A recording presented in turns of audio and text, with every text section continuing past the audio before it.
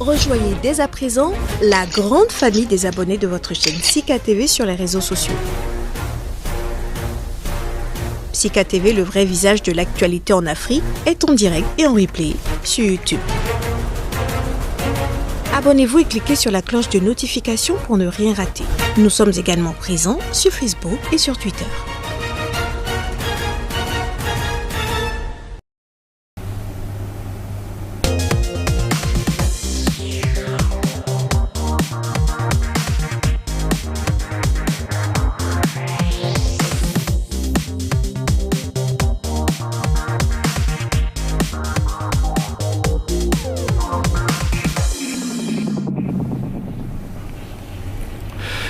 La détérioration graduelle et irréversible de la capacité des reins à toujours filtrer le sang ou l'insuffisance rénale ou tout aussi l'inflammation des sinus, encore appelée la sinusite, sont des maladies chroniques auxquelles bon nombre de personnes sont confrontées.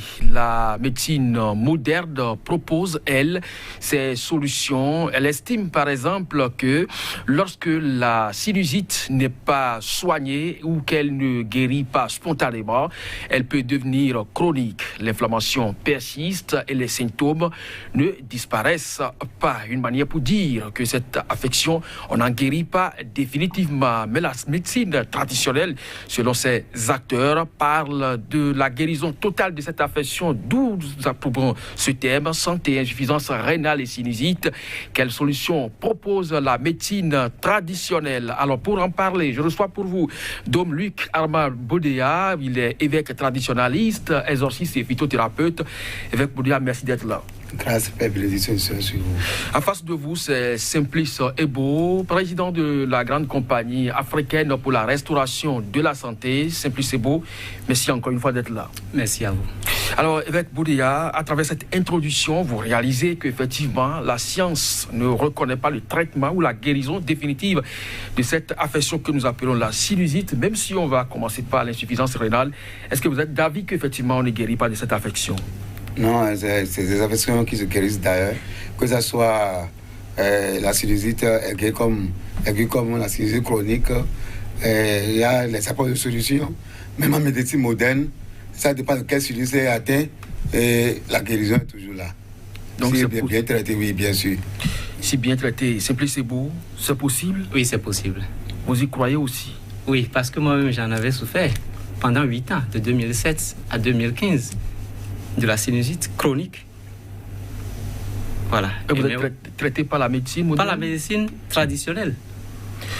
Alors, comme je l'ai dit, on va commencer donc par les questions liées à l'insuffisance rénale, parce que c'est ces deux thèmes que nous allons parler ce matin. On peut toutefois finir aussi par les infections et même les cancers, parce que les téléspectateurs qui nous ont suivis tout dernièrement ont estimé qu'il manque aussi quelques précisions qu'ils souhaiteraient donc, alors qu'ils sont rois, on peut donc leur servir cela. Et là-dessus, si vous qui êtes intéressés donc par ces différentes émissions et qui souhaitez souvent nous contacter, qui rencontrent des difficultés, tapez simplement le nom de l'animateur Kodjovi Ametonou sur Facebook et vous êtes directement en contact avec moi. Vous avez donc par mon billet le numéro de nos différents invités. Vous pouvez également aller sur Ésotérisme africain sur Telegram et vous êtes toujours sur Sika pour avoir donc les contacts de nos invités. Alors, la question de l'insuffisance rénale, Simplice Ebo, quand ça se pose au niveau de la grande compagnie africaine pour la restauration de la santé, qu'est-ce que vous en dites?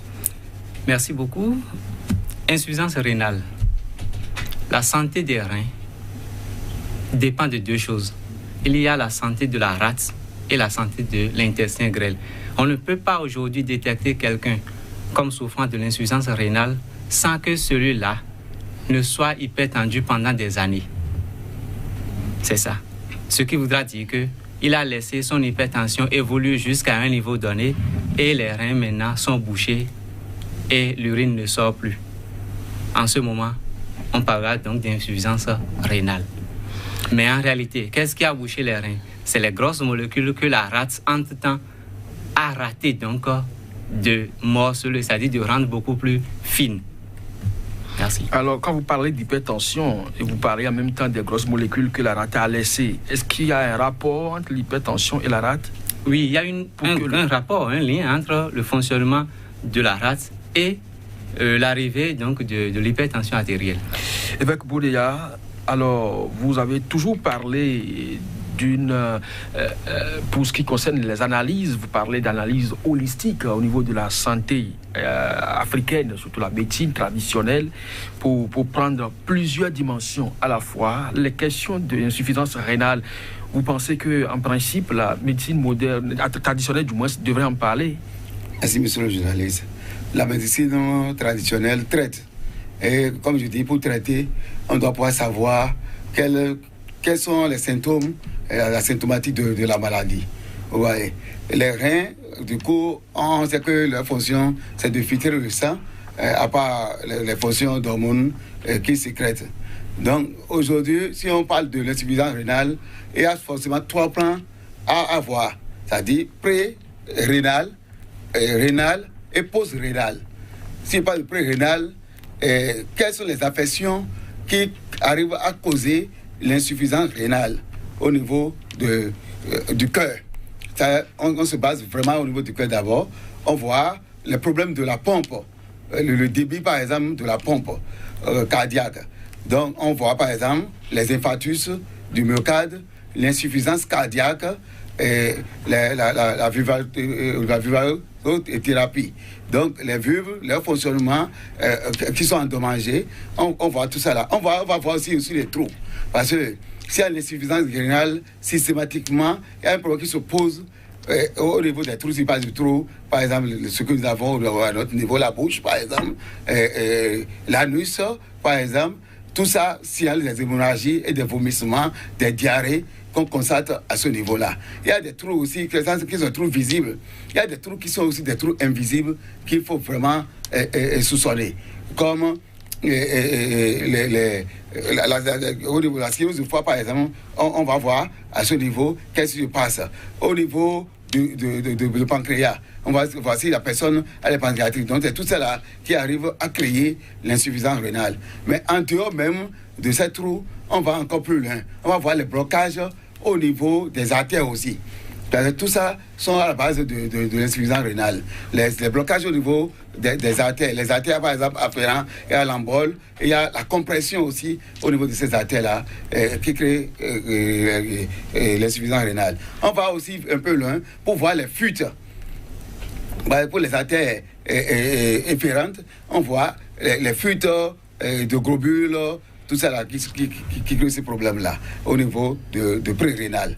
Ouais. Mais si on vient au niveau rénal, au niveau du tissu même des reins, l'intérieur c'est que rempli de globules rouges. Parce que le sang, les reins filtrent le sang. Donc, il y a les globules. Donc, la personne qui souffre des insuffisances rénales, des problèmes de globulinémie se posent à son niveau. Et là, systématiquement, comme j'avais parlé, il y a la fuite, il y a l'ouverture des artères efférentes et des problèmes se posent. De l'autre côté, on voit les tubules qui sont au niveau du rein. Il y a les nécroses, c'est-à-dire c'est comme une inflammation au niveau de cette tubule-là. Donc il y a les nécroses et les ischémies qui font le problème également. Ouais. Mais même en laissant le rein, quelquefois ce n'est pas le rein du tout, c'est en dehors du rein. Donc les urétries qui sont là ont des calculs ou bien ils ont des inflammations ou des caillots à l'intérieur et le problème se pose. La personne peut souffrir de l'insuffisance rénale simplement au niveau de la vessie. Si au niveau de la vessie, il y a des tumeurs, l'insuffisance rénale peut apparaître. Comme un peu loin encore, au niveau de la prostate. Les gens qui ont une prostatique bénigne, là, l'insuffisance rénale aussi peut se présenter. Et même au niveau de l'urètre, s'il y a les obstructions à tous ces niveaux-là, les problèmes se posent aussi. Alors, et post-rénal?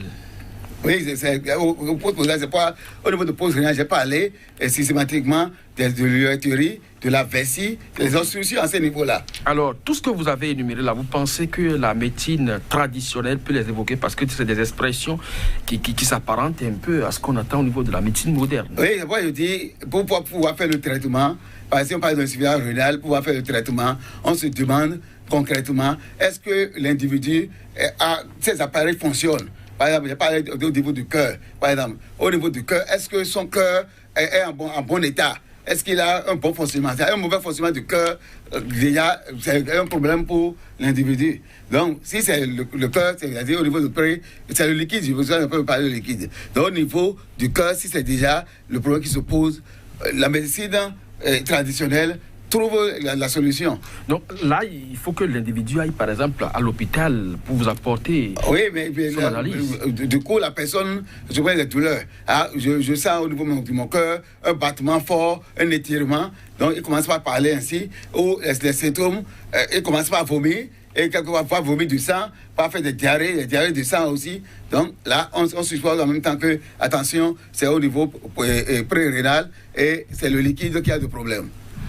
Alors, ce plus c'est beau, ça m'amène directement à vous pour parler donc de ces symptômes liés à cette maladie-là, l'insuffisance rénale. Comment on peut savoir que c'est ça qui est à la base de la maladie dont souffre l'individu, les symptômes de cette maladie? Ok. Vous savez, l'insuffisance rénale, comme je l'ai dit tout à l'heure, ça veut dire que les reins n'arrivent plus à filtrer les déchets du sang. Et les déchets vont s'accumuler dans l'organisme. Et quand les déchets commencent à s'accumuler dans l'organisme, alors il va commencer par se produire beaucoup plus donc, de la chaleur anormale de l'organisme. Ce qui va peut-être faire, c'est-à-dire amener la personne à faire un peu de fièvre, à avoir un peu de fatigue. Donc déjà, la fatigue, quand on est souvent fatigué, on peut commencer par se dire, mais est-ce que mes reins fonctionnent correctement? Maintenant, puisque c'est des déchets, si les déchets là ont continué pas s'accumuler jusqu'à un moment donné, c'est que l'individu, il va manquer de souffle. Et c'est ça qui est un peu apparenté donc, à la fatigue. Maintenant, quand il manque de souffle, qu'est-ce qui peut arriver? Les maux de tête peuvent venir. Il va commencer par avoir des maux de tête. Il va utiliser des produits pour traiter ces maux de tête, mais ces maux de tête vont toujours revenir. Maintenant, sur le côté physique, c'est-à-dire ce qu'il va constater physiquement, c'est qu'il va voir que dans la journée, la manière dont il urinait, même s'il prend beaucoup d'eau là, il ne va plus uriner comme ça. C'est tout comme si quelque chose est en train de bloquer l'eau là, ou bien l'urine de sortir. Maintenant, l'eau ou bien l'urine est bloquée à quel niveau? Au niveau des reins. C'est-à-dire quoi? Vous savez, quand on veut faire par exemple de akassa, et on a déjà la bouillie à quelque part, et c'est-à-dire la bouillie, le maïs qu'on a fait moudre, et on prend donc un tamis pour mettre donc sur un bol et on commence par verser, voilà, pour pouvoir filtrer. Vous allez constater qu'à un moment donné, l'eau ne va plus filtrer, c'est-à-dire et rentrer dans le bol qui est en bas. Ça veut dire que les ouvertures ou bien les portes donc du tamis sont fermées. Qu'est-ce qu'il faut faire? Il faut enlever et peut-être si on veut utiliser toujours ces grains, il faut les moudre encore ou bien on met de l'eau là pour pouvoir enlever. Donc c'est ce qui se passe. Exactement. Tout simplement. Donc ce qui voudra dire que quand il y a insuffisance rénale, dans la vessie de l'individu, il n'y a plus une grande quantité d'urine. Et s'il n'y a pas une grande quantité d'urine, même si on place sonde, on fait erreur, on place sonde, croyant que l'urine refuse de sortir, l'urine ne pourra pas sortir parce que l'urine n'est même pas arrivée au niveau de la vessie. Alors, évêque Boudéa, vous avez parlé également des questions de vomissement qui sont liées donc aux symptômes qu'on peut identifier au niveau de l'insuffisance rénale. Est-ce que tout ce que Simplice et Boadi vous retrouvez dedans? Oui, bien sûr, parce que, comme j'avais dit déjà, au niveau du pré-rénal, c'est en réalité le sang même que le rein filtre. Si le sang a des problèmes, là, le problème se pose. Parce que si la personne souffre de l'insuffisance cardiaque, par exemple, déjà à ce niveau, le sang qui doit pouvoir aller dans les reins, être filtré, le problème se pose déjà à ce niveau-là, simplement. Si la pompe, comme j'ai parlé de la pompe, le débit même de la pompe qui essaie de projeter le sang, si ça ne fonctionne pas, les reins aussi systématiquement de problèmes. Donc, à ce niveau, on constate tous ces problèmes-là. Mais aujourd'hui, comme on dit habituellement, ceux qui souffrent de diabète, ceux qui souffrent de l'hypertension, tous ceux-là doivent pouvoir régulièrement vraiment contrôler les reins. Parce qu'habituellement, ils ne sentent rien. C'est comme si tu as des problèmes d'insuffisance, tu ne sens rien. C'est au moment où ça devient chronique que les problèmes se posent.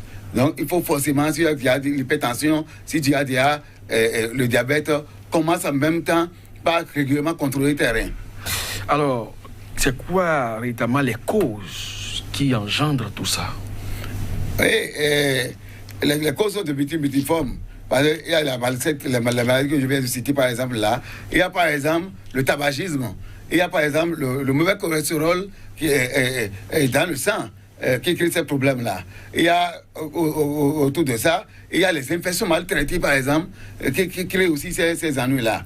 Le tabagisme et l'alcoolisme à outrance, tout ça crée ces problèmes. Le rein n'arrive pas plus à jouer son rôle de filtre et le problème se pose.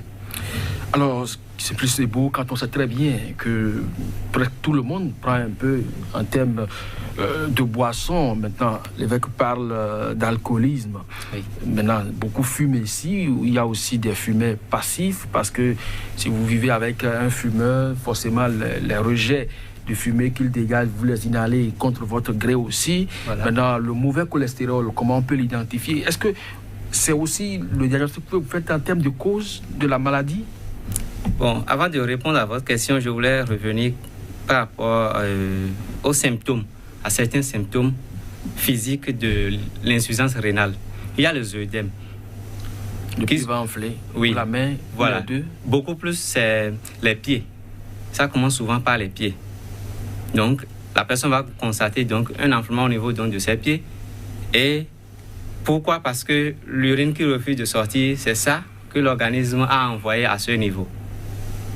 Bon, si la personne peut-être va se faire consulter donc à l'hôpital, il va faire consultation là-bas, on va lui demander le test de créatinine. Et on verra que le taux de créatinine va beaucoup plus, c'est-à-dire ce serait élevé dans son sang. Bon, la tranche normale, c'est entre 7 et 14 grammes par litre. Mais si ça dépasse les 14, là, c'est qu'il y a un petit problème qui est déjà là. D'accord. Bien, vous avez parlé de cholestérol, mauvais cholestérol. Bon, les cholestérols, il y en a de deux types. Il y a le haut calibre et le petit calibre. Maintenant, si nous prenons le cholestérol, c'est, disons, ce qui accompagne toute graisse. Quand il y a graisse, ça veut dire qu'il y a cholestérol dedans. Maintenant, si ce cholestérol est de grande taille, c'est-à-dire est de grand débit, ça veut dire qu'il ne va pas causer de problèmes à l'organisme parce que les muscles donc de la poitrine ont besoin aussi de cholestérol. Si quelqu'un souffre par exemple de l'angine de poitrine, des fois quand on va à l'hôpital, on mesure donc le taux de cholestérol dans son organisme, on voit que c'est trop bas et on conseille à ces gens de commencer par prendre un peu d'huile parce qu'il y a des gens qui refusent catégoriquement de prendre de l'huile. Mais si le taux de cholestérol, bon, c'est-à-dire le type de cholestérol qui est là, c'est un bon cholestérol, alors l'individu ne va souffrir de rien parce que le cholestérol, le bon cholestérol arrive quand même à aider le sucre à être absorbé par l'organisme. Oui, l'évêque parle tout à l'heure de mauvais cholestérol. Oui. Le mauvais cholestérol, ça veut dire que c'est un cholestérol qui ne permet pas donc au sucre d'être absorbé par... Généralement, on les retrouve dans quel type d'aliments? Les mauvais cholestérols, on les retrouve beaucoup plus dans les aliments que quand vous les déposez, bon, je vais dire dans les graisses ou bien dans les huiles qui se coagulent beaucoup plus vite. C'est-à-dire, il y a des huiles maintenant. Si nous prenons par exemple l'huile d'arachide de chez nous et nous prenons les huiles raffinées, si vous les mettez dans l'ombre, quelques minutes après, vous allez voir qu'il va y avoir plus de dépôts au niveau de l'huile raffinée qu'au niveau de l'huile d'arachide naturelle. Ça veut dire que là où il y a plus de dépôts, ça veut dire que ça contient beaucoup plus donc, de mauvais cholestérol. C'est ça. Et au niveau des graisses aussi, des graisses animales aussi. Alors, évêque Boudeya, quand vous parlez donc de ce mauvais cholestérol, alors qu'on sait très bien qu'aujourd'hui nous sommes beaucoup plus enclins à l'utilisation de ces huiles importées, est-ce qu'il y a donc une menace qui plane sur la population davantage? Ah oui, bien sûr, il y a une menace. Parce que si ce que nous avons naturellement, nous n'arrivons pas à consommer, et nous mettons dans l'usage de l'utilisation des l'huile d'animaux, des graisses, que nous avons habituellement, croyant que c'est l'huile qui est plus recommandée, et nous abandonnons nos huiles traditionnelles. Nous sommes sûrs que déjà nous avons des problèmes, parce qu'à partir de cet instant, nous savons que ce que nous consommons n'est pas la véritable huile à prendre. Mais quand tout à l'heure, M. Ebo évoquait l'huile d'arachide de chez nous pour parler donc de ce qui est produit sur le continent africain, généralement dans certaines régions, et l'huile de coco aussi. L'huile de coco. Et on nous dit souvent que c'est des huiles qui ne sont quand même pas bonnes pour la consommation parce qu'elles remplissent de mauvais cholestérol. En tout cas, il y a beaucoup de fausses informations qui circulent. C'est pourquoi ces informations-là, c'est les informations du marché pour pouvoir vendre. La graisse animale qui est transformée en huile et on donne par rapport à ce qui est tiré de l'arachide ou bien de palmier et tout ça, on ne peut pas les comparer à la graisse animale. Et puis encore, la viande rouge, la graisse de la viande rouge tue beaucoup plus. C'est ça qui crée les problèmes que nous avons aujourd'hui. Alors, évêque Bouria, ça crée des problèmes. Comment il faut stopper? Comment il faut donc prévenir? Dans un premier temps, chercher à guérir. Donc, c'est vrai, on peut s'inscrire dans la dynamique que pour prévenir, déjà, il faut commencer par, comme vous l'avez dit, contrôler son taux de diabète, sa tension, éviter donc les mauvais cholestérol, le tabac, l'alcool. L'obésité, ceux qui sont obèses aussi ont des problèmes de reins, donc ils doivent pouvoir contrôler l'alimentation. Pour pouvoir aujourd'hui, il faut éviter effectivement. Là, ce que j'ai souligné, c'est plus que c'est pas forcément au niveau du sang même. Tu dois pouvoir avoir le bon sang qui circule dans ton organisme. Le bon sang, c'est la bonne alimentation. La bonne alimentation, une alimentation équilibrée et variée, comme nous avons dit. Et surtout, éviter, pour ceux qui ont des problèmes rénaux, ils doivent éviter les protéines. Et ça, là, c'est surtout ça. Et les lipides, au niveau des lipides, surtout les graisses animales et tout le reste d'huile, ils n'ont qu'à utiliser même s'il y a des huiles importées qui sont quand même de bonnes, l'huile d'olive, par exemple, c'est importé. Nous n'avons pas l'olive que nous plantons chez nous ici. Si on veut forcément utiliser, l'importer, il vaudrait mieux utiliser ces huiles-là. Ou du coup, rester dans notre tradition, utiliser l'huile rouge ou l'huile d'arachide ou l'huile de coco, qui sont très bien chez nous encore. Alors, pour stopper au plan médicinal, les plantes, il y en existe? Bien sûr, il y en existe. Nous avons beaucoup de ces plantes pour pouvoir débloquer les reins et traiter l'insuffisance rénale. Dans notre tradition, par exemple, il y a la pissalée. La pissalée, c'est ce que les gens appellent yantoto habituellement. En faisant l'infusion de yantoto régulièrement, des personnes qui souffrent de problèmes de reins et ils se trouvent leurs reins débloqués parce que le yantoto déjà là, les pissenlits, non seulement ça purifie le sang, ça purifie aussi l'organe, le rein, les tissus, et au niveau même de pose, au niveau de l'urétrie et de la vessie, ça traite tout ça. Il y a par exemple ça que nous utilisons. Il y a la poudre par exemple de baobab que nous avons chez nous. L'écorce de baobab, qui sont les écorces qui sont très efficaces pour débloquer les reins, pour corriger l'insuffisance rénale. Il y a ces écorces-là que nous avons. Il y a les feuilles de moringa. Aujourd'hui, quand même, beaucoup de personnes savent comment il faut utiliser. Même les racines de moringa qu'on utilise en tisane pour pouvoir débloquer les reins. Nous avons tout ça chez nous. Il y a l'écorce de la racine de Cassinicola, ce que les gens appellent la rouille habituellement chez nous. Nous avons de ces écorces-là qui débloquent rapidement, correctement les reins parce qu'ils agissent si rapidement sur tout ça là. Alors, Simplice Ebo, vous avez d'autres précautions à prendre pour éviter d'en arriver à l'insuffisance rénale? En attendant de parler donc des traitements que vous proposez. Oui. Il y a des solutions pour pouvoir prévenir. D'accord, allez-y.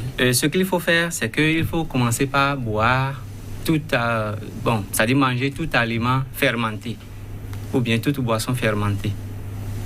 Oui, sinon, je prends par exemple l'eau d'acassa. L'eau d'acassa, c'est fermenté, c'est bon. Ça permet donc de prévenir les insuffisances rénales.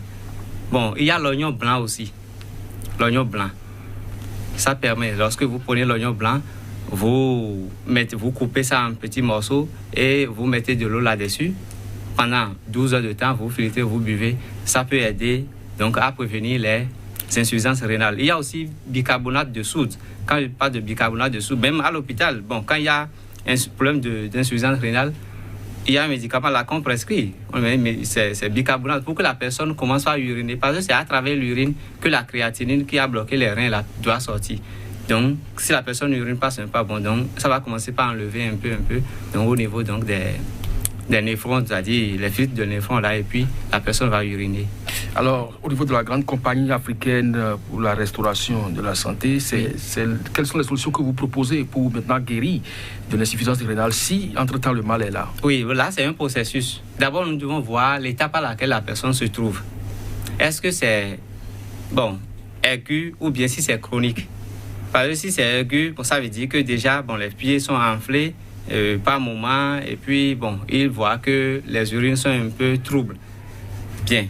Si c'est chronique, ça veut dire que la personne n'arrive même plus à uriner. Si l'urine ne vient même plus dans la vessie, ce que moi je propose directement, c'est qu'il faut aller faire la dialyse pour la personne. Il faut faire ça là d'abord. Et après ça, maintenant, on peut réparer le reste. Et c'est ce que nous faisons. Maintenant, si ce n'est pas à l'étape donc, de chronicité, c'est à l'étape donc aiguë là, ce qu'il faut faire, on fait un diagnostic à la personne pour voir, parce que j'ai toujours dit, la peau vient toujours en aide au rein. Si la peau ne fonctionne pas bien, alors les déchets vont trop s'accumuler au niveau des reins.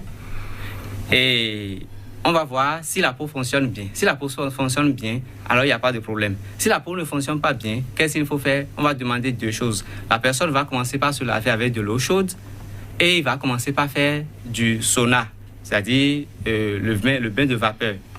Ou bien il va commencer par faire une activité sportive pour pouvoir faire sortir la sueur. C'est ça. Parce qu'il faut faire sortir deux éléments au niveau de la peau, le sebo et la sueur. Quand vous savez très bien, vous l'avez dit tout à l'heure, que quand on souffre de l'insuffisance rénale, on est souvent fatigué. Oui. Est-ce qu'on peut encore faire d'activités sportives au point de transpirer? Oui, on peut faire d'activités sportives modérées. Ça dépend aussi donc de la fatigue chez l'individu. Si la personne est totalement fatiguée et ne peut pas faire d'activités sportives, on peut remonter, c'est-à-dire augmenter son énergie en le faisant dormir par exemple sur une journée sur les feuilles vertes de papayer. Si vous êtes fatigué, que vous dormez sur les feuilles vertes de papayer, vous allez voir que l'énergie va revenir. Ou bien vous prenez simplement du bicarbonate, notre bicarbonate là, ou bien même de la potasse africaine, vous mettez ça dans l'eau et vous mettez les plantes des deux pieds dedans. Vous restez là pendant quelques minutes, vous allez voir que ça remonte l'énergie. Mais si la personne est drépanocytaire et qu'il fait ça, il va sentir les crises, c'est-à-dire les douleurs dans les os après avoir fait ça. Parce que la drépanocytose, ça s'active à partir donc de ce contact-là. Alors, on va donc passer à la deuxième maladie. Je vais parler donc de la sinusite, évêque Boudia, l'inflammation des sinus. C'est une affection. Vous avez tout à l'heure dit que ça dépend du type de médecine qui a tenté de traiter et de la zone affectée, sans quoi on guérit de cette affection définitivement. Alors, pour vous, quels sont les signes qui manifestent la présence de cette maladie dans le corps? Merci, monsieur le journaliste. Tous ceux qui souffrent de la sinusite, ils savent, c'est les mots qui arrivent qui sont puants habituellement. Le nez est vraiment bouché et régulièrement. Pour certains, au début, ils croient peut-être à des affections, à d'autres affections, au rhume et autres. Et bien, si ça dépasse, la personne fait des traitements qui dépassent 6 semaines et se dit attention, ce n'est plus les rhumes, il n'y a pas de rhume qui dépasse 6 semaines. Là, c'est déjà la sinusite aiguë. Mais si ça fait, l'affection continue jusqu'à dépasser 3 à 4 mois, là, ça devient vraiment chronique. Mais c'est au niveau, les sinusites, c'est les sinus qui ont vraiment de problèmes. On en a 4 habituellement. Il y a les sinus maxillaires qui plongent dans le dent, c'est ici. Et il y a les sinus frontales qui sont un peu plus loin. Et les sinus ethmoïdales qui sont un peu derrière. Et les sinus sphénoïdales qui sont aussi là. Donc, ces 4 faces-là qu'on voit. Donc, on voit quels sont les sinus qui sont vraiment atteints par cette maladie-là. Oui. Et pour faire le traitement, la personne, ça dépend de ce que la personne souffre. Parce que...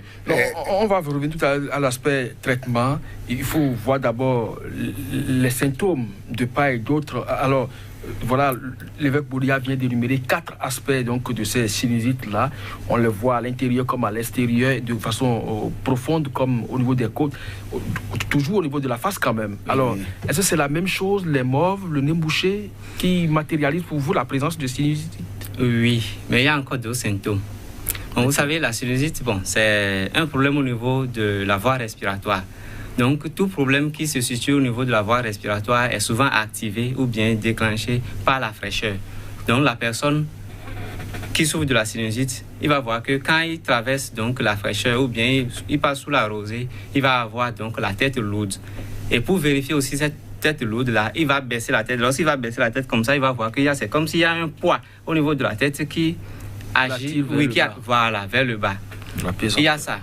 Et il y a aussi les maux de tête qui vont se situer beaucoup plus au niveau du front de la personne. Et comme le disait l'évêque, c'est que ça dépend aussi donc de quel type, de la zone affectée. Et il y a les nez qui sont bouchés, il a déjà parlé de ça. Il y a l'éternuement. L'éternuement, c'est-à-dire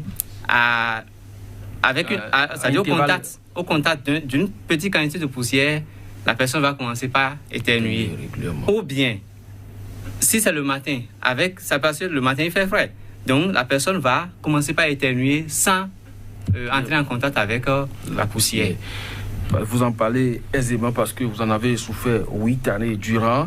Maintenant, lorsque c'est ça, les symptômes que nous remarquons, mais les causes, qu'est-ce qui peut causer cela? Parce qu'il paraît, si vous avez fait ça sur 8 ans, à partir de 2007, vous avez dit. Oui, de 2007 à 2015. Ça veut dire que de votre jour de naissance jusqu'à 2007, vous n'en avez pas souffert. Alors, qu'est-ce qui engendre ça? Ça survient subitement comme ça? Oui, moi, lorsque j'ai analysé pour mon cas, j'ai constaté que j'avais travaillé dans une bibliothèque en temps et il y avait les chauves-souris qui déféquaient correctement dans la chambre et moi, je balayais simplement sans me couvrir donc le nez.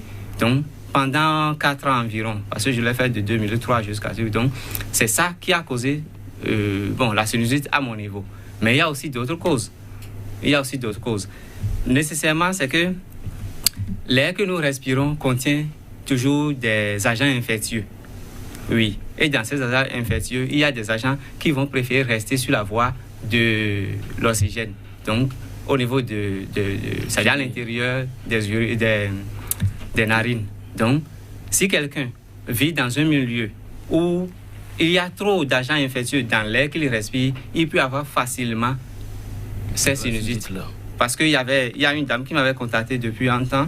Elle est en France, mais elle m'a dit qu'elle est née là-bas et elle a toujours vécu là. Mais pourtant, elle souffre donc de la sinusite.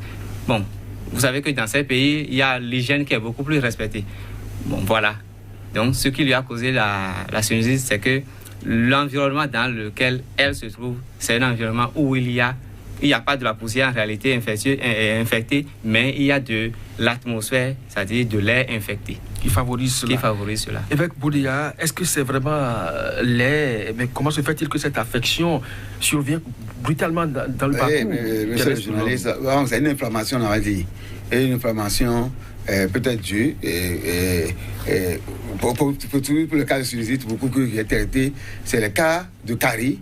Ceux qui ont des problèmes, surtout au niveau des sinus maxillaires, les gens qui ont des problèmes de caries qu'ils ont négligés, ou ces caries ils n'ont pas enlevé les dents, et puis ces caries sont infectées. Là, ça crée des sinusites. Les sinus maxillaires sont vraiment infectés. Mais il y a aussi plein de bactéries, comme les streptocoques, les orès et les staphylocoques aussi, qui créent ces sinusites-là. Donc, on voit aussi l'environnement, parce que l'environnement est capital. On se dit, mais celui qui a ce problème d'affection, il est dans quel environnement? Même s'il est en Europe, et les petits soins ou même le repas, il ne prend pas le soin qu'il faut, il peut être infecté rapidement parce que les bactéries, ça se multiplie très rapidement. Et qu'est-ce qu'il touche? Est-ce qu'il est dans la poussière? Est-ce qu'il est dans un milieu où il y a trop froid, il y a trop frais? Et tout ça, je dirais des bactéries qui créent ces problèmes-là. Est-ce que c'est une maladie contagieuse? Habituellement, si on est en contact avec quelqu'un qui a des sinusites, on n'est pas contaminé. Et seulement que si c'est les coques, les streptocoques ou les staphylocoques qui ont créé, la personne peut aussi attaquer ça. Il peut avoir aussi les coques là qui seront transmis, mais pas forcément la sinusite au niveau de la personne. Alors, on en vient donc au traitement. On peut l'éviter donc en prenant toutes ces précautions face non seulement peut-être à son milieu ambiant, mais surtout éviter la poussière. Oui. Aujourd'hui, grâce au coronavirus, chacun a son masque. Il vaut mieux donc l'utiliser dans un espace où il fait donc beaucoup frais, où il y a de la poussière en l'air. Alors, si la maladie survenait, un peu comme dans votre situation, vous l'avez vécu sur 8 ans ou 7 ans durant, comment vous en êtes arrivé donc définitivement à être guéri? Parce qu'on estime que si spontanément elle ne guérit pas d'elle-même ou qu'elle n'est pas soignée au départ, eh bien elle peut rester avec ses symptômes et donc qu'on n'arrive pas donc à guérir. Comment c'est possible? Bon, je vais donner ici une astuce, oui, qui est à la portée de tout le monde. Je vais parler de l'oignon rouge. L'oignon rouge. Si quelqu'un souffre donc de la sinusite, il va commencer par prendre de l'oignon rouge. Il prend un morceau, il commence par manger, mais il va garder une position, c'est qu'il va baisser un peu la tête. Quand il va baisser la tête un peu là, il va voir que le gaz va beaucoup plus chercher à sortir par les narines. Et comme ça, juste après ça, il va voir que sa sinusite va se calmer. Lorsqu'il va continuer, à un moment donné, il va voir que ça va disparaître. Maintenant, il peut aussi, à chaque fois, utiliser 2 éléments. Il s'agit de l'oignon rouge là et puis de l'ail. Donc, les manger, je vais dire, chaque jour. Chaque jour, il va les manger. Donc, oui, cru. Au début, ça va être un peu difficile, mais lorsque l'organisme va s'y habituer, c'est fini. Hein. C'est que vous mangez ça et les gens vont dire, mais vous mangez de l'ail cru comme ça? Oui. Parce que l'organisme a déjà compris que c'est bon pour lui. C'est la seule proposition? Oui, c'est la seule proposition pour le moment. Bon, si vous voulez, je vais donner encore une recette. On va chercher, bon là c'est un peu traditionnel, hein.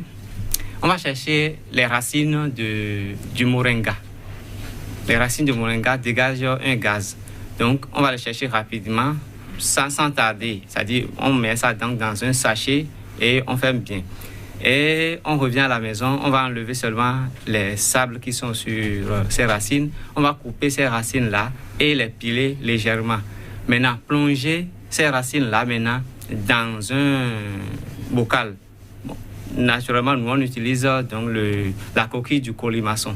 Donc on coupe le bout pointu, on racle l'intérieur et on met maintenant la racine pilée donc du moringa là-dedans. On ajoute aussi du Garcinia cola, c'est-à-dire le Royoku. Oui. Voilà, on pile aussi 4 ou 5 et on ajoute. Et la bouche, c'est-à-dire la grande ouverture de la coquille, donc du colimaçon là. Le colimaçon, c'est le gros escargot. On va fermer cette bouche-là avec du sable pétri ou bien de l'argile pétrie. Et la personne, il va faire quoi? Il va commencer donc par inhaler à partir donc de l'orifice, voilà, le gaz là. À chaque 30 minutes, il va inhaler. Donc, il peut trouver quelque chose pour chaque fois boucher pour que le gaz ne s'échappe pas. Voilà. Donc, ça guérit aussi? Ça guérit. Il va faire ça sur 2-3 jours. Il va voir que ce sera fini. Sinusite, vraiment? Sinusite. Quel que soit son degré? Quel que soit son degré. Il n'a qu'à chercher beaucoup de racines de moringa. Ça va guérir. Évêque Boudéa, vous avez des solutions à cette impression aussi? Merci, monsieur le journaliste. La nature nous est vraiment favorable. Nous avons les feuilles, par exemple, des caritus qu'on utilise pour pouvoir se faire guérir de sinusite. Et il y a une racine chez nous que les gens peuvent appeler Atimaoudo. Ça, c'est quel que soit les sinusites qui sont atteints, ça guérit systématiquement. Il suffit de faire la décoction de cette racine-là avec un petit oignon blanc et rouge. Les oignons médicinaux, ce n'est pas les oignons de cuisine. Non, ok, échalotes. Oui, les échalotes, des petits oignons blancs et rouges. Et ajouter et préparer. La personne utilise pendant 1-2 semaines et quand il finit avec les problèmes de sinusite. Et il fait comment? Vous avez dit... C'est la décoction. Il prépare au feu, il prépare ces racines-là au feu et il boit. Il boit l'ensemble. C'est à boire, oui, c'est à boire la décoction. Et il y a autre décoction aussi qu'on demande aux gens. Il y a une racine que les gens appellent taparo. Taparo. Le nom scientifique, je ne sais pas, j'ai oublié. Taparo. qu'on peut associer. On associe taparo avec clou de girofle, avec poivre noir. Tout ça fait partie des trucs qui guérissent les sinusites.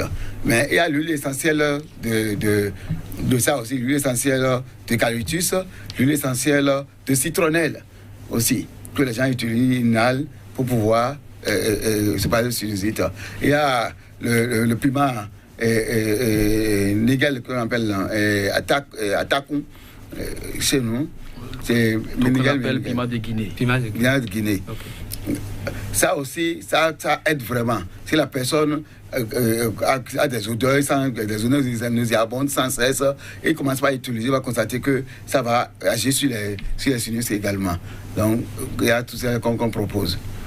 Alors, voilà donc des solutions, mais qui à la limite sont piquantes, que ce soit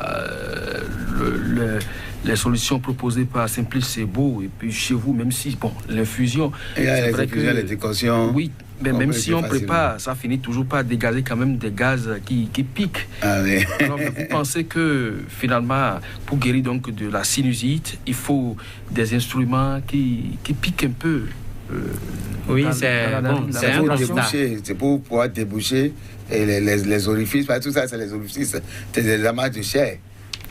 Bon, sinon, il faut comprendre que bon, chaque bactérie a ses conditions de vie. Oui. Donc, c'est-à-dire qu'il y a des bactéries qui n'aiment pas ce qui est piquant.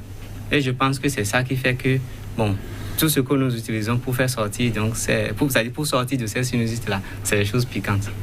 Alors, donc, vous estimez, pour votre part, avec Bodéa, que cette affection, quelle qu'elle soit, peut être guérie définitivement. Définitivement, en utilisant... Parce que vous savez que... Il n'y a pas de racines qui règlent ces problèmes-là définitivement. Et c'est chez nous, c'est au marché. C'est au marché.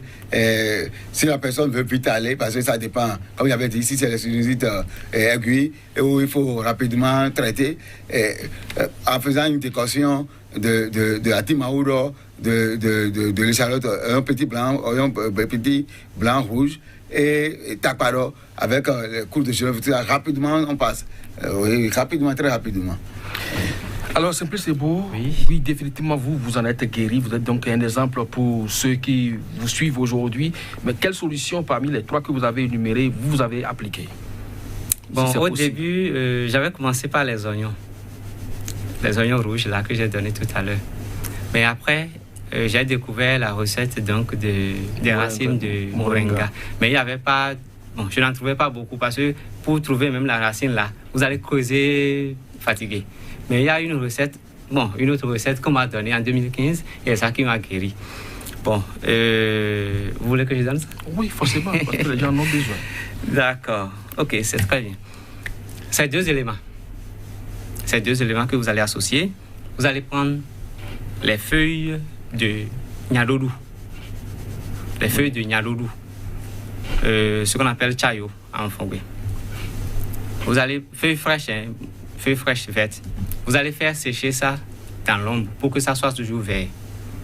Et vous allez ajouter maintenant, je vais dire, le nombre de feuilles que vous aviez prises là. Ça doit être le même nombre de grains de Atakou, c'est-à-dire de... Piment de Guinée. Piment de Guinée. Oui. Et vous allez écraser. C'est pour que ça ne soit pas trop piquant que j'ai donné donc ces quantités-là comme ça. Donc, vous allez écraser les 2 éléments pour avoir une poudre.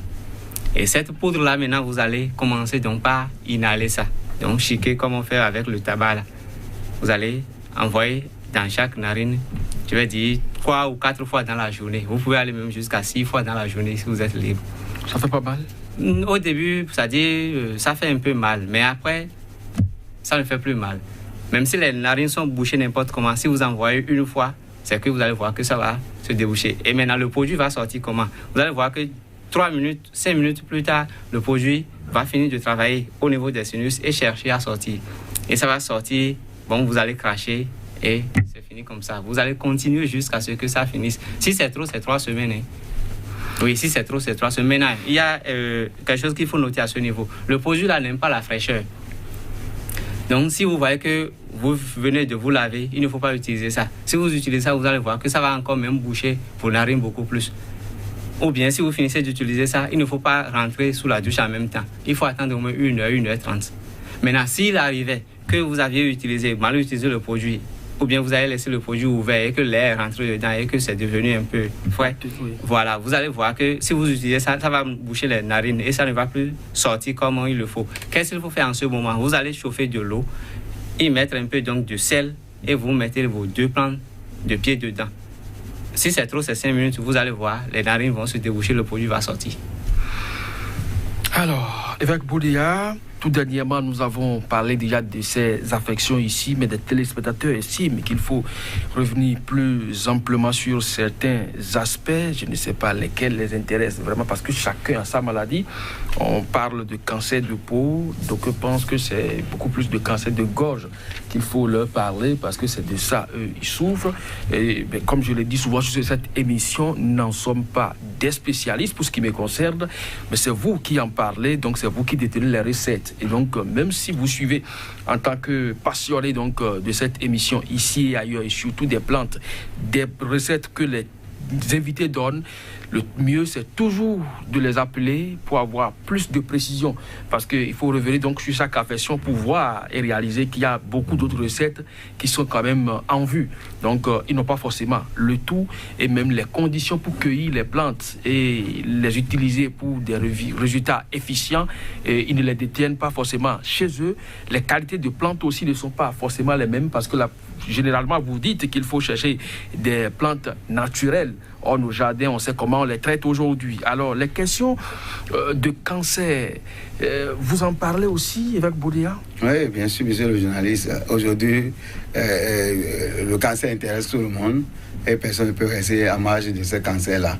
Parce qu'il y en existe plusieurs. Il y en existe cancer de peau, cancer de poumon, cancer des reins, cancer de côlon, cancer de poitrine. Donc, il y en existe beaucoup et on se dit attention, tout le monde doit pouvoir se lever pour pouvoir lutter contre les cancers. Alors, ça voudra simplement dire qu'à chaque cancer, son traitement? Bien sûr, oui. À chaque cancer, son traitement. Mais tout ce qui est, par exemple, lié au corps, si je prends par exemple l'oreille, s'il y a cancer d'oreille, de poitrine, à la surface... que si, par exemple, si on parle de cancer, on voit au moins 3 étapes d'abord. On peut faire un traitement général pour tout cancer, c'est de renforcer son système immunitaire. Parce que si ton système immunitaire est totalement renforcé, n'importe quel cancer qui arrive, tu ne seras pas atteint, tes organes ne seront pas aussi attaqués par les cellules cancérigènes. Donc si son système immunitaire est bien renforcé, comme on le suppose. Et aujourd'hui, tout le monde est en train de courir pour que nous ayons notre système immunitaire très renforcé. Oui. Alors, vous avez parlé de 3 aspects, donc il faut... Oui, les aspects qu'on voit systématiquement au niveau des cancers, par exemple, au début, c'est des tumeurs. Là, on dit attention, il y a un organe, il y a un amas de chair qui est formé, qu'est-ce que ça veut devenir? On ne sait pas si plus tard ça va réclamer. Et ça va donner des métastases pour continuer. Donc on reste là, on dit encore c'est des trucs, ça c'est des tumeurs. Ensuite peut-être c'est des ganglions qui sont aussi là. Donc on voit que c'est des ganglions et ensuite on dit maintenant que là c'est fini, il y a déjà les métastases. Donc là nous sommes en plein dans le cancer. Alors, avant de revenir donc aux infections tout à l'heure, c'est beau, je crois que vous avez déjà dit ici, rappelez plusieurs fois la question de l'immunité du corps, c'est-à-dire son système immunitaire. Ça revient encore avec l'évêque Boudia. Quelle est sa place pour prévenir les cancers chez vous? Oui, l'immunité de l'organisme, c'est, disons, une base pour lutter contre tout ce qui se passe dans l'organisme de façon anormale. Bon, si nous voulons classer par exemple les maladies, il y a les maladies dégénératives et les maladies infectieuses, si on veut seulement prendre, c'est-à-dire les grandes catégories. Et l'immunité, il a parlé de l'immunité, c'est vrai. Si vous renforcez votre immunité, votre système immunitaire, ça veut dire que les cellules de l'organisme vont fonctionner normalement. Et quand les cellules fonctionnent normalement, ça veut dire qu'elles doivent mourir aussi normalement. Et si nous parlons donc du système du cancer, je veux dire, si nous parlons du cancer, ça veut dire que les cellules ont refusé donc de mourir et sont à une étape, c'est-à-dire qui est entre la mort et la vie. Et elles continuent quand même de se multiplier. Mais si on renforce l'immunité, vous allez voir que l'individu va retrouver sa santé. Et qu'est-ce qui peut renforcer aussi l'immunité de l'individu? C'est le nombre de cellules de CD4 et le nombre de cellules de CD8. Ça devient compliqué. Bon, ce n'est pas compliqué. C'est des globules blancs, qui luttent contre un dysfonctionnement des cellules. Oui, c'est des globules blancs. S'il y a affection, ou bien il y a infection, par exemple, il y a un corps étranger qui est venu, c'est ces cellules-là qui doivent faire la défense. Les cellules CD, je parle de CD8 et de CD4. Et les feuilles de manguier, par exemple, augmentent ces nombres de cellules.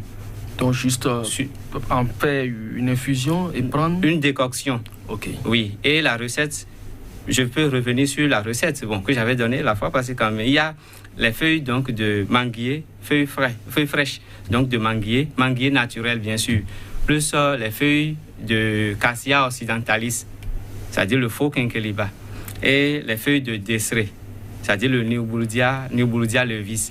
Donc on prépare Hysope africaine. On prépare tout ça et on commence par boire correctement. Parce que le cancer, vous savez, c'est un sujet qui m'intéresse particulièrement parce que ma femme en avait souffert. Pour elle, c'était le cancer du sein. Oui. Au début, j'avais commencé avec le vinaigre de cidre. Je lui ai donné du vinaigre de cidre, elle a bu. Et après, ça a disparu. Mais quelques temps après, ça a repris. Ça y est, c'est revenu. Mais lorsque, depuis 8 ans que j'ai utilisé la recette que je viens de donner, composée de ces 3 plantes-là, ce n'est plus revenu jusqu'à présent. Le cancer du sein. Oui, le cancer du sein. Parce qu'en temps, le cancer, c'est-à-dire, le sein même s'était éclaté, on regardait même à l'intérieur du sein là.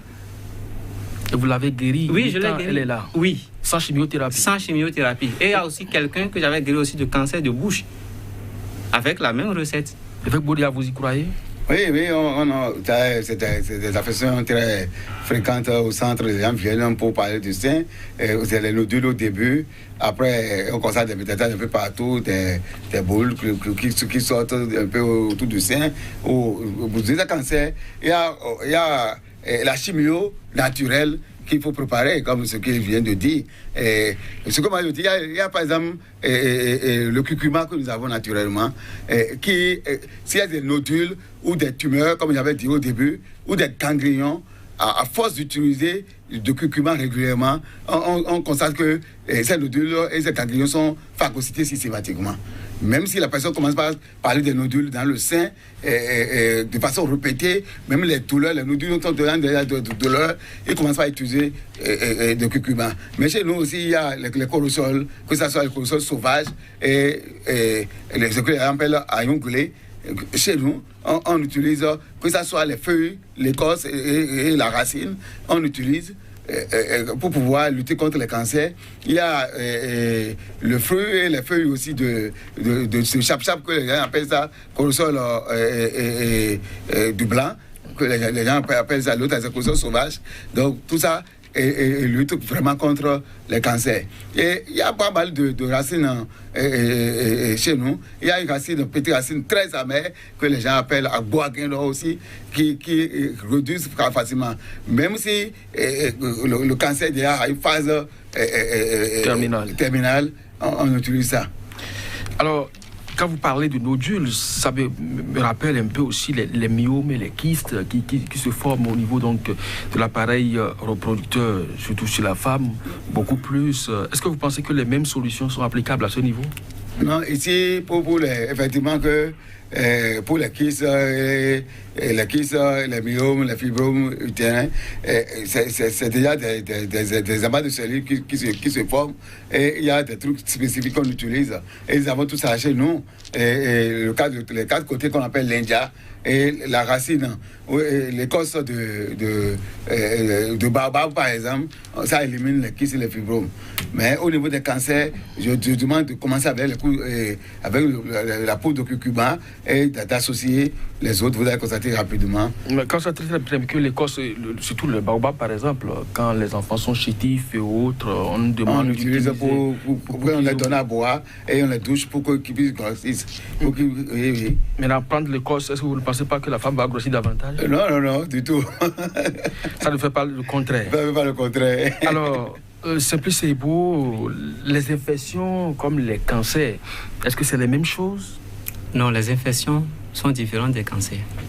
Parce que vous avez parlé de maladies digératives oui. et puis des maladies infectieuses. Donc les cancers sont classés dans la catégorie des infectieuses, pratiquement. S'il vous plaît. Les maladies, vous avez parlé de 2 grandes catégories de maladies. Oui. Les maladies digératives et puis les maladies infectieuses. Oui. Est-ce que les cancers sont à mettre donc au niveau des maladies infectieuses ou bien... Non, les cancers, ce ne sont pas des maladies infectieuses. Donc, en réalité, c'est des maladies dégénératives. Oui. D'accord. Donc les infections sont dans la catégorie des maladies infectieuses. Bien sûr. Alors, c'est pratiquement les mêmes solutions? Non, pas les mêmes solutions. Pas les mêmes solutions. Alors, entre autres, solutions générales que vous allez proposer pour les téléspectateurs, parce que les infections, elles sont là de façon courante, aussi bien chez l'homme que la femme. Les IST sont de multiformes et également au niveau, donc, depuis la bouche jusqu'au pied, les infections sont également monnaie courante. Qu'est-ce que, de façon générale, un peu comme vous l'avez fait pour les cancers, vous proposez aux téléspectateurs, parce qu'ils en ont suffisamment réclamé? Ok. Bon, je vais leur donner une recette pour venir à bout donc, de certaines infections. Oui. Ce ne serait pas au bout de toutes les infections, hein, parce qu'il y a infection dans infection. Pour parler. Oui. Pour guérir les infections, tout ce qui est gluant. Tout ce qui est gluant. Vous avez par exemple le gombo. Il y a les feuilles de... Le crin-crin? Oui, crin-crin. Il y a le corossolier sauvage là. Le corossolier sauvage. C'est aussi gluant. Il y a aussi une plante...